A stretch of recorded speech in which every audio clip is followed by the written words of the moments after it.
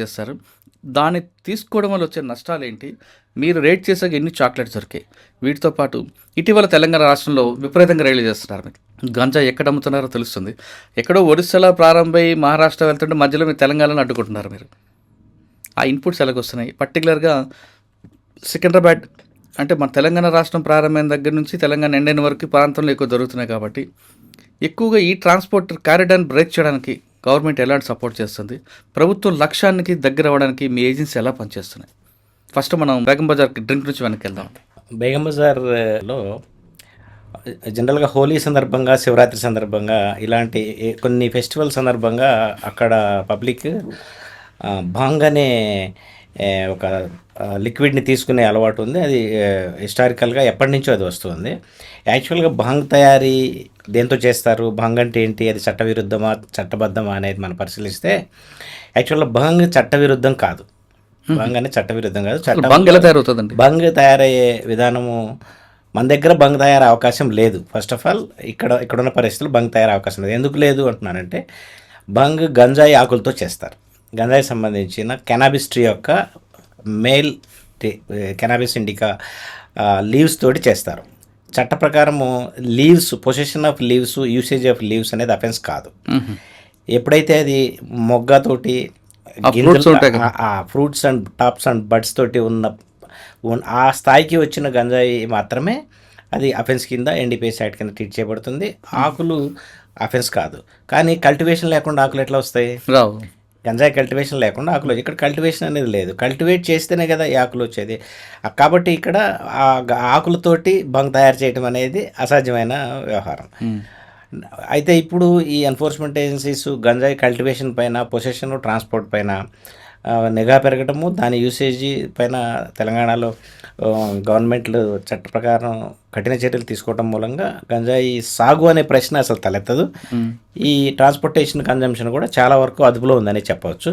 కాబట్టి మనము అసలు విషయానికి వస్తే ఈ బాంగ్ తయారీ అనేది ఆ ప్రశ్నే ఉత్పన్నం కాదు.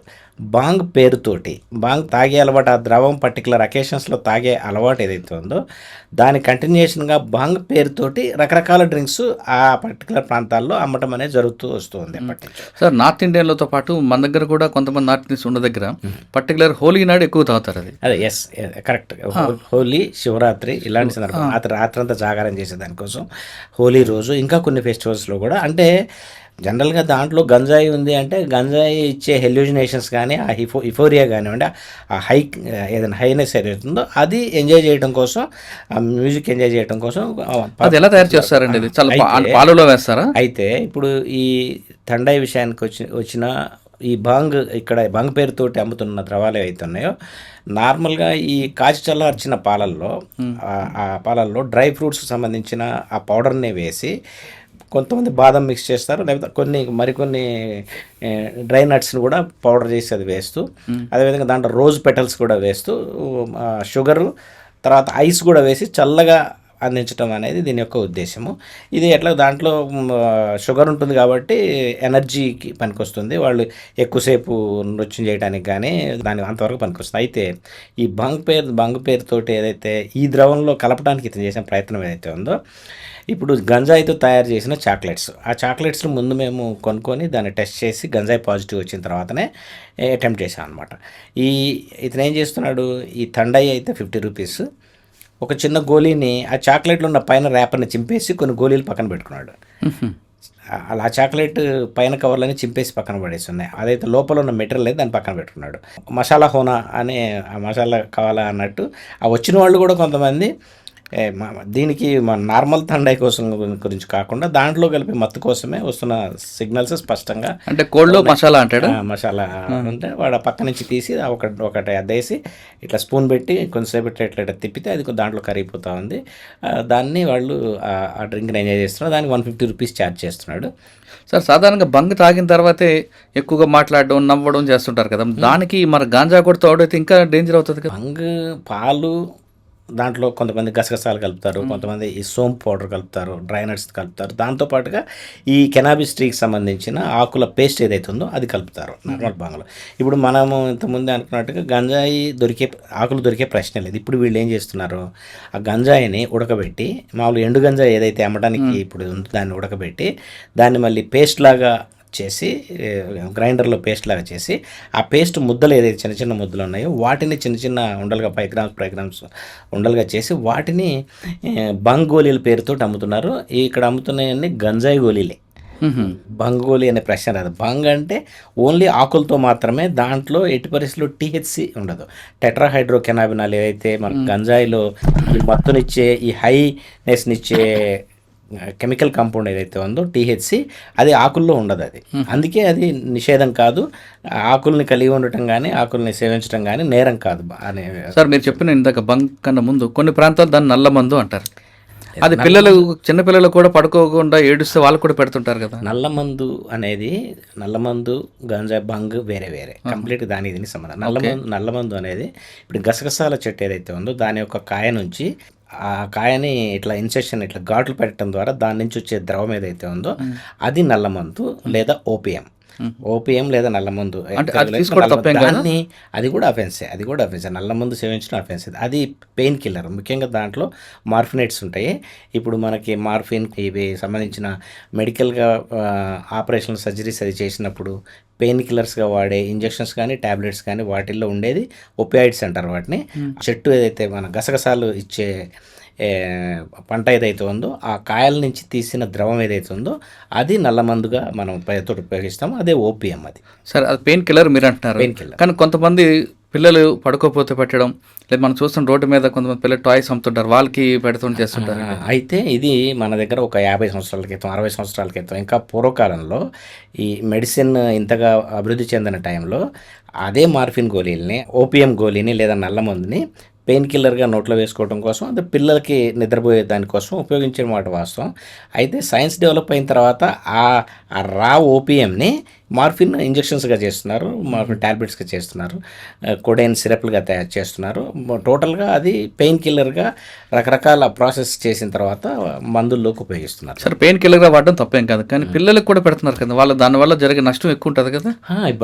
రోడ్డు మీద చూడండి, మీరు అన్నట్టు ఇప్పుడు యాక్చువల్గా ఉత్తర భారతదేశంలోని కొన్ని రాష్ట్రాల్లో, ముఖ్యంగా రాజస్థాన్, ఉత్తరప్రదేశ్, ఉత్తరాఖండ్, మధ్యప్రదేశ్ ఈ రాష్ట్రాల్లో ఈ ఓపియం కంట్రోల్డ్ కల్టివేషన్ ఉంటుంది. అంటే ఇప్పుడు ఈ మనకు కావాల్సిన మార్ఫిన్ సంబంధించిన ఈ మందులను తయారు చేసే దానికోసం గవర్నమెంట్ ఆల్కలాయిడ్ ఫ్యాక్టరీస్ 2 ఉన్నాయి భారతదేశంలో.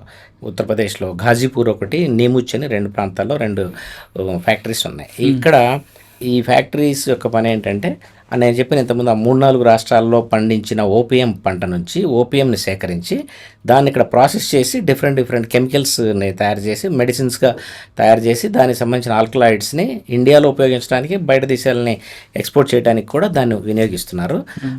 అది ఏదైతే రైతుకి కంట్రోల్డ్ కల్టివేషన్ కింద ఇచ్చినప్పుడు వాళ్ళు తయారైన దాని నుంచి వచ్చిన ఓపియం అంతా కూడా ఓ డిస్ట్రిక్ట్ ఓపియం ఆఫీసర్ సమక్షంలో గవర్నమెంట్ ఫ్యాక్టరీకి అమ్మాలి. అయితే అక్కడ కొంత మిస్యూజ్ అయ్యే అవకాశం ఉండి కొంత మేరకు ఏదైతే లీకేజెస్ ఉంటాయో ఆ లీకేజెస్ స్మగ్లర్ చేతుల్లోకి వచ్చినప్పుడు వాళ్ళు దాన్ని ఓపెన్ మార్కెట్లో అమ్మే అవకాశం ఉంది. ఆ పంట ఉన్న ప్రాంతాల నుంచి వలస వచ్చిన, ఇక్కడ మీరు అంటున్న ఇండస్ట్రియల్ లేబర్ కానీ లేకపోతే రోడ్ పక్కన చిన్న చిన్న బొమ్మలు అవి అమ్ముకునే వాళ్ళు కానీ అక్కడి నుంచి వచ్చేటప్పుడు వస్తూ కొంత మెటీరియల్ తెచ్చుకొని పిల్లలు ఏడవకుండా ఉండేదానికోసం, లేకపోతే వాళ్ళు పెయిన్ మర్చిపోవడం కోసం, వాళ్ళు పాలల్లో కాఫీ, టీ ఇలాంటి వాటిలో అది వేసుకొని తాగడం అనేది అలవాటు ఉండటం జరుగుతుంది అప్పుడప్పుడు. సరే, బంగ్ చెప్పారు. ఇప్పుడు హోలీ వస్తుందండి. హోలీ నాడు బంగ్ తాగడం నేరమా కాదా? బంగ్ అయితే నేరం కాదు. ఇక్కడ బంగ్ తయారు చేసే అవకాశం లేదు. ఇక్కడ బంగ్ పేరుతోటి ఏదైతే అమల్లో ఉందో, ఏదైతే అమ్ముతున్నారో, ఏదైతే ఉందో అది గంజాయి మిక్స్ చేసి ఉంటే మాత్రం ఖచ్చితంగా నేరం అవుతుంది. అంటే ఇప్పుడు ఏతవత్తా చెప్పొచ్చేది ఏంటంటే, ఇక్కడ దొరుకుతున్న బంగ్ గంజాయితో కూడిన ద్రవమే అన్న విషయం గుర్తుంచుకోవాలి.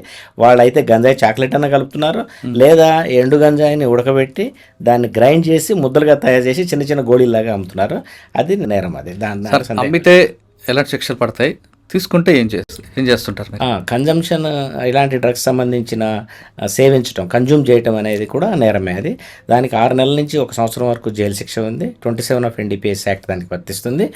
కన్జ్యూమర్ కూడా ఖచ్చితంగా కేసులో NDPS కేసులో యాక్ట్ ఎదుర్కోవాల్సి ఉంటుంది. కన్జ్యూమ్ చేస్తే కూడా పొసెషన్ ఏమి లేకుండా అతను కన్జ్యూమ్ చేశాడు అనే టెస్ట్ ద్వారా, యూరిన్ టెస్ట్ ద్వారా నిర్ధారణ అయితే కూడా అతను శిక్షార్హుడు అవుతాడు.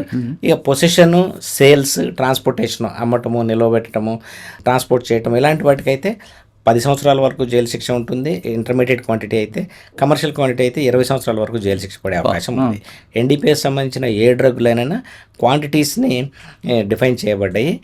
ఇప్పుడు గంజాయి లాంటివి అయితే 20 కిలోల కన్నా పైన ఉంటే దాన్ని కమర్షియల్ క్వాంటిటీ అంటాము. దానికి 20 ఏళ్ళ వరకు కూడా జైలు శిక్ష పడే అవకాశం ఉంది. ఓకే, మీరు బేగం బజార్లో పట్టుకున్న తండాయి డ్రింక్ సంబంధించిన ఒక కేసు అయింది. వాళ్ళు ఆయన ఒక్కరే వచ్చి చేస్తున్నాడా, లేదా ఇంకా బ్రాంచెస్ ఉన్నాయి మొత్తం సిటీ మొత్తం? అంటే వీళ్ళు యూపీ